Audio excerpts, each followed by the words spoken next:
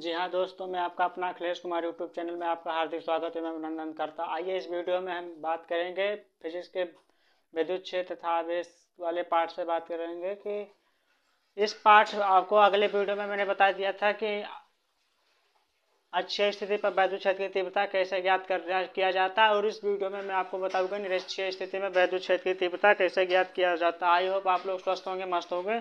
तो बने रहिए मेरे साथ वीडियो के लास्ट अंत तक। जय हिंद, जय भारत। निरक्षीय स्थिति पर विद्युत क्षेत्र की तीव्रता। अब सबसे पहले आप ये समझो कि निरक्षीय स्थिति किसे कहते हैं। सबसे पहले आप ये समझो कि निरक्षीय स्थिति किसे कहते हैं। निरक्षीय रेखा पर स्थित विद्युत क्षेत्र की तीव्रता। निरक्षीय रेखा किसे कहते हैं। सबसे पहले देखिए, ये रेखा है, ठीक है। ये सबसे पहले अक्षीय रेखा होती है, अक्षीय रेखा। अब इसी रेखा के लंब पर एक यहाँ पर ऐसे एक लंब एक बिंदु है, लंब एक बिंदु है। इस बिंदु पर, इस बिंदु P पर विद्युत क्षेत्र की तीव्रता ज्ञात करनी है। अब इस P बिंदु पर हमें विद्युत क्षेत्र की तीव्रता ज्ञात करनी है।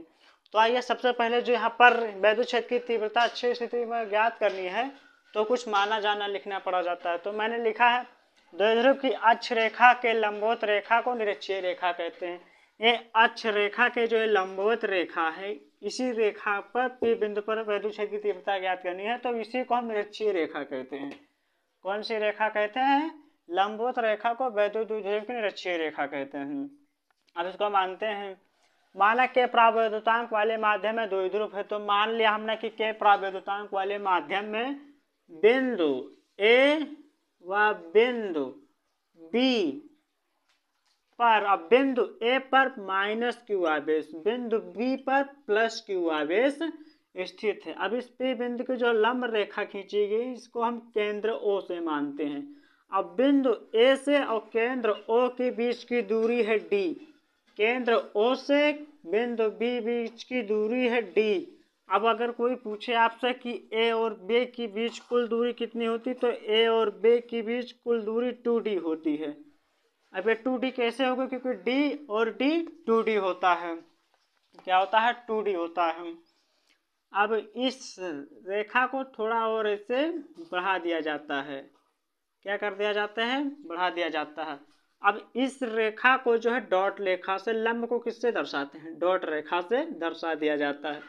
तो मैंने लंब रेखा को डॉट रेखा से ऐसे दर्शा दिया, डॉटेड लाइन से हमने इसको दर्शा दिया। अब यहाँ से यहाँ के बीच की दूरी जो है, केंद्र O से और P के बीच कितना दूरी है? स्मॉल r, यहाँ से यहाँ तक की दूरी है,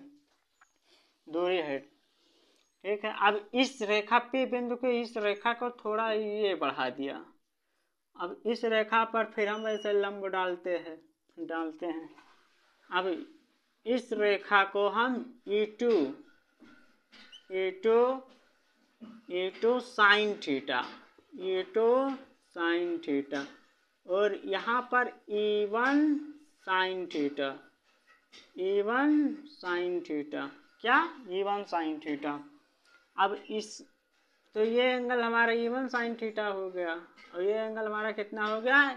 E2 साइन थीटा। अब जब ये इस रेखा को हम और बढ़ाए हैं यहाँ तक, तो इसको बढ़ाने के लिए, क्योंकि यहाँ पर एक कोण बन जाता है, कोण क्या बन जाता है? तो ये बन जाता है E2 cos theta, E2 cos theta, और ये हमारा बन जाता है E1 cos थीटा, ये हमारा बन जाता है E1 cos थीटा। ये हमारा चित्र बनकर तैयार हो गया। लेकिन अब यहाँ पर यह बताया गया है कि P बिंदु पर तो हमें विद्युत क्षेत्र की तीव्रता ज्ञात करनी है। तो इस बिंदु पर विद्युत क्षेत्र की तीव्रता हमको क्या करनी है? ज्ञात करनी है। याद करेंगे हम कैसे, कितना होगा। अब बिंदु द्विध्रुव के केंद्र, अब देखो यहाँ द्विध्रुव का जो ये O है, ये O केंद्र ही है, और केंद्र O से P बिंदु की दूरी कितनी है? Small r। तो जो मैं यहाँ चित्र में बनाया वही यहाँ पर लिख दिया हूँ। तथा बिंदु A, अब बिंदु A पर माइनस Q आवेश स्थित है, तो बिंदु A पर माइनस Q आवेश स्थित है। बिंदु बी पर प्लस क्यू आवेश स्थित है। तो बिंदु बी पर क्या स्थित है? प्लस क्यू आवेश स्थित है। तो मैंने इसको भी स्थित कर दिया। अब आप यहाँ पर देख रहे होंगे कि यहाँ पर आपको कोण के सम्मुख भुजा को हम लंब कहते हैं और ये आधार ये कर्ण। अब हमको कर्ण ज्ञात करना है। तो कर्ण को ज्ञात करने के लिए पाइथागोरस प्रमेय का प्रयोग कर देंगे। तो कर्ण को ज्ञात करने के लिए क्या करेंगे? पाइथागोरस प्रमेय से। तो पाइथागोरस प्रमेय से तो पाइथागोरस प्रमेय क्या होता है? कर्ण स्क्वायर बराबर आधार स्क्वायर प्लस लंब का होल स्क्वायर होता है। अब कर्ण हमारा कितना? कर्ण हमारा है AP, तो AP का होल स्क्वायर। आधार हमारा कितना है? आधार हमारा है ये R, तो R का होल स्क्वायर प्लस लंब कितना? लंब हमारा है D, तो D का होल स्क्वायर। अब अगर हम AP ज्ञात करें, AP बराबर, तो ये जो स्क्वायर AP के ऊपर लगा वो यहाँ पर रूट में आ जाता है। तो रूट में आएगा तो ये R square plus D square root में हो गया। अब इसी तरह अगर अब ये दूरी हमारी कितनी आ गई? ये दूरी हमारी आ गई है R square plus D square. अब ऐसे BP का कर्ण कितना होगा? तो BP का भी कर्ण होगा। अब इसी पाइथागोरस प्रमेय पे देख लेते हो। तो पाइथागोरस प्रमेय से कर्ण स्क्वायर बराबर आधार स्क्वायर प्लस लंब स्क्वायर होता है। तब AP पर जब हम ये आया कर्ण, तो अब इसी पर हम BP पर ज्ञात कर देते हैं। किस पर? BP पर। ये BP, तो BP का होल स्क्वायर और R, इसका भी दूरी R है, उसका भी D दूरी है, तो उसका भी इसी तरह से कर देंगे तो क्या आ जाएगा? तो BP बराबर भी हमारा R square plus D square हो जाता है। तो रूट में R square plus D square हो जाता है।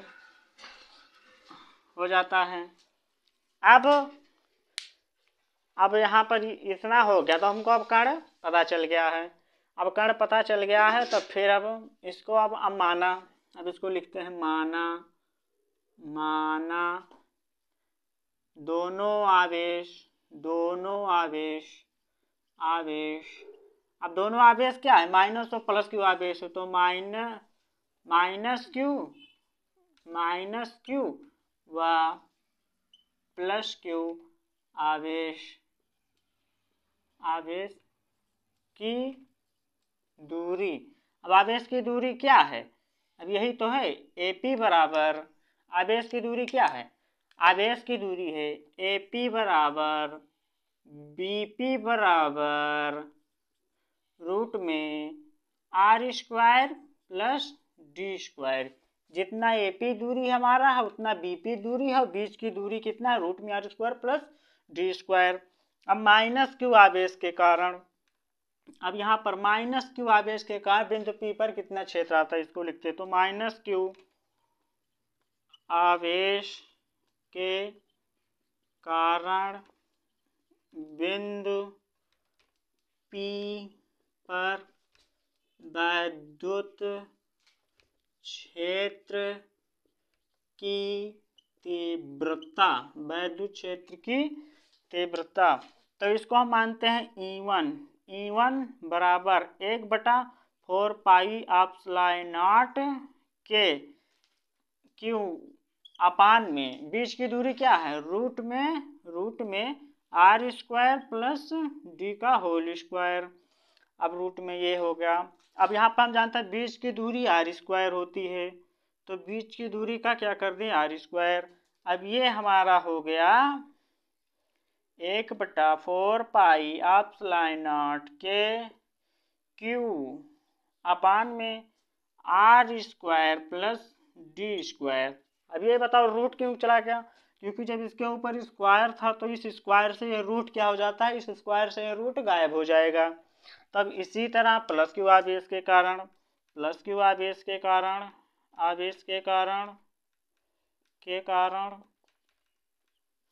बिंदु P पर वैद्युत क्षेत्र की तीव्रता।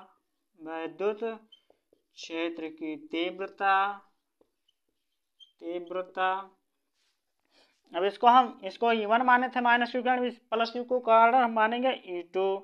तो E2 बराबर 1/4 पाई एप्सिलॉन के क्यू अपान में बीच की दूरी फिर वही हो जाएगी कि रूट में R square plus D square और फिर आर स्क्वायर का हो गया, फिर बराबर यहाँ पर 1/4 पाई एप्सिलॉन नॉट के क्यू अपान में R square plus D square. यहाँ पर भी रूट ये इस स्क्वायर से ये रूट हट गया है, तो यहाँ पर भी क्या हो गया 1/4 pi epsilon not Q upon में आर स्क्वायर प्लस डी का होल स्क्वायर पूरे पर। अतः स्पष्ट है कि अतः स्पष्ट है कि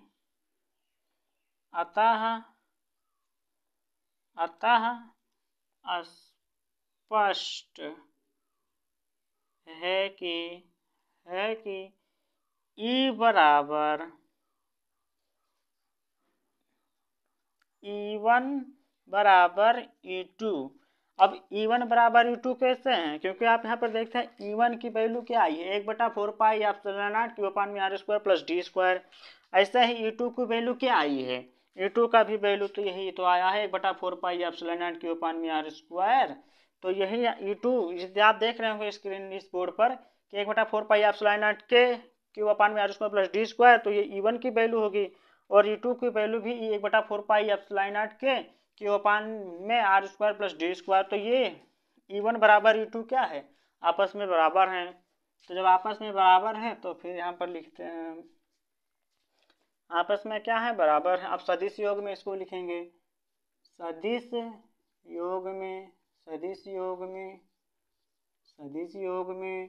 तो सदिश योग में लिखेंगे तो E बराबर vector E1 plus vector E2 हो जाएगा। वेक्टर E1 प्लस वेक्टर क्या हो जाएगा, vector E1 plus vector E2 हो जाएगा। अब दोनों को हम वेक्टर E1 प्लस E2 हो जाएगा। इतना आप देखिए और अभी आगे में फिर बताता हूँ, ठीक है। हाँ, अब स्पष्ट है कि E1 बराबर E2 बराबर E2 हो गया। तो अब इन दोनों को अब क्या करेंगे, अब इन दोनों को हम जोड़ देंगे, ठीक है। तो इन दोनों को जोड़ेंगे तो देखो क्या होता है।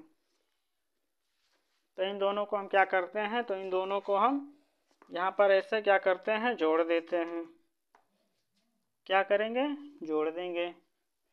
तो E बराबर E1 cos theta plus E2 cos theta, ठीक है। यहाँ पर आपने क्या माना था, E1 कॉस थीटा और क्या माना था, E2 कॉस थीटा। तो इसी पर हम इन दोनों को यहाँ पर जोड़ेंगे, ये नहीं जोड़ेंगे क्योंकि ये दोनों जोड़ देंगे तो गलत हो जाएगा। तो यहाँ पर हम ये वाला जोड़ेंगे, ये कोण और इस कोण को जोड़ेंगे। तो E बराबर क्या हो गया, E1 कॉस थीटा ये था, फिर E2 कॉस थीटा था। अब आप पूछ रहे होंगे कि ये E2 sine theta E1 sine theta क्यों नहीं जोड़ा गया। तो भाई ये इस P बिंदु के लंबवत हैं, क्योंकि एक रेखा नीचे गई एक रेखा ऊपर गई है। तो जब यहाँ पर जमाने तो लंबवत होने के कारण ये एक दूसरे को निरस्त कर देते हैं। E2 sine theta E1 sine theta एक दूसरे को आपस में कर देंगे, निरस्त कर देंगे। तो जब आपस में निरस्त कर देंगे तो बचा क्या, तब यही तो बचा हमारा E1 और E2 cos थीटा बचा। तो अब इसी को जोड़ देंगे तो E बराबर E कितना हो गया 2E, कितना हो गया 2E और 1, 2E 1 और cos थीटा दोनों में कॉमन है तो यहाँ हो जाएगा cos थीटा। कितना हो जाएगा, cos थीटा हो जाएगा, ठीक है। अब हम यहाँ पर फिर देखते हैं त्रिभुज AOP में, त्रिभुज AOP में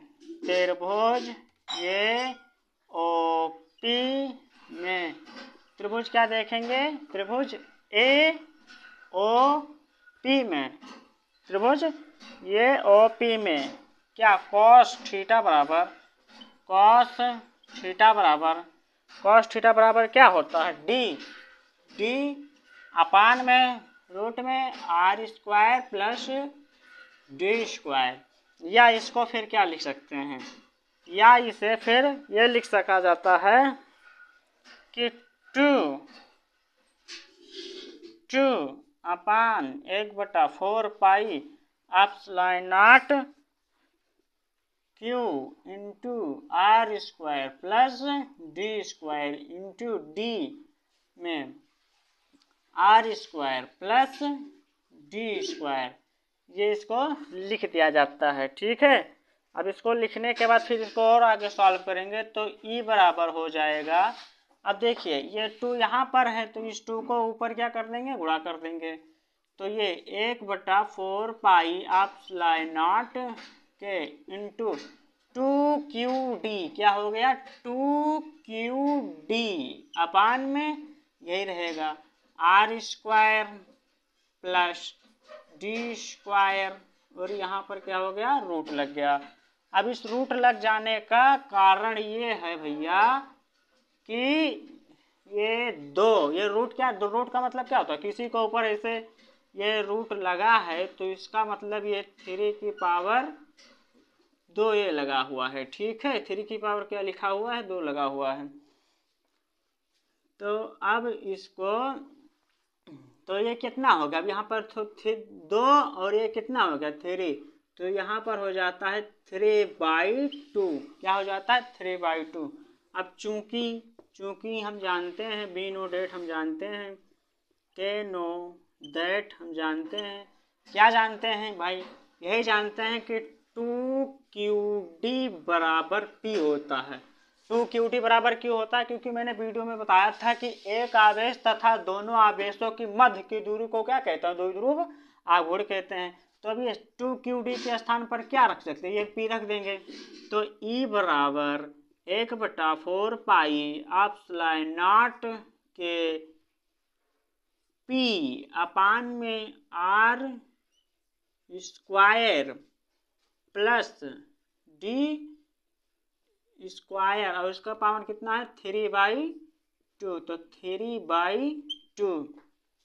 अब चूंकि अब देखें यहाँ पर क्या होता है, अब ये आर स्क्वायर डी स्क्वायर की तुलना में आर स्क्वायर का मान डी स्क्वायर की तुलना में आर स्क्वायर का मान ग्रेटर देन डी स्क्वायर की तुलना में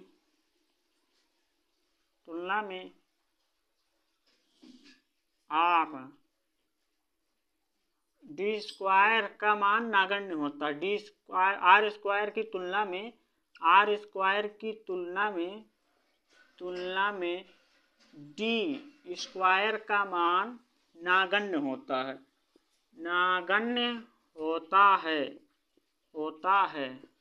तो भैया जब ये नागण्य होता है तब इसको हम छोड़ देते हैं, तो क्या आ जाता है, ई बराबर 1/4 पाई एप्सिलॉन नॉट के इंटू पी। अब ये देखो यहाँ 2 से इस 2 को हम क्या कर देंगे, कैंसिल कर देते हैं। तो बचता क्या है, P अपान में R, क्या बचा P अपान में R, और जो ये 3 है बस यहाँ पर ये 3 कर देते हैं, तो P अपान में R3, ये हमारा निकल कर आ गया सूत्र। ये हमारा क्या हुआ, ये हमारा निकल के आ गया वैद्युत क्षेत्र की तीव्रता निरक्षीय स्थिति पर कितनी होती है, E बराबर 1/4 पाई एप्सिलॉन नॉट P अपान में R3। अब इसी को अगर हम सदिश रूप में लिखेंगे तो इसको जब सदिश रूप में लिखेंगे, सदिश रूप में यानी वेक्टर के रूप में, तो यहाँ पर हो जाएगा E वेक्टर अपान में 1/4 पाई एप्सिलॉन नॉट के इंटू P अपान में R3, और इस पर भी वेक्टर लग जाए। जब सदिश के रूप में लिखा जाता है तो वेक्टर E यहाँ पर भी वेक्टर लग जाएगा और P पर भी वेक्टर लग जाएगा। तो ये हो गया हमारा सदिश के रूप में। अब यदि K का मान 1 है, यदि K बराबर 1 हो तब E बराबर 1/4 पाई एप्सिलॉन नॉट के हट जाएगा, तब यहाँ पर क्या हो जाएगा, हट जाएगा, तभी हो जाएगा P अपान में R3। P अपान में क्या हो जाएगा, R3। क्यूब हो जाएगा। अब यहाँ पर देखिए, यहाँ पर ध्यान देने की बात है कि डी स्क्वायर आर स्क्वायर की तुलना में डी स्क्वायर का मान क्या है, नगण्य है। तो ई बराबर 1/4πε0 p/r³। अब इसको सदिश के रूप में लिखेंगे, बस कुछ नहीं होता है, बस सदिश के रूप में यही फार्मूला रहता है, बस यहाँ ई पर वेक्टर लग जाता है और पी पर क्या लग जाता है, वेक्टर लग जाता है। अब यदि k बराबर 1 यानी प्रावैधुतांक, माध्यम का प्रावैधुतांक k बराबर अगर 1 है तो यहाँ k के स्थान पर हम 1 रख देते हैं, तो वही कि वो 1 हट जाता है। तो ई बराबर 1/4πε0। अब यहाँ से k क्या हो गया, गायब हो गया, तो p/r³।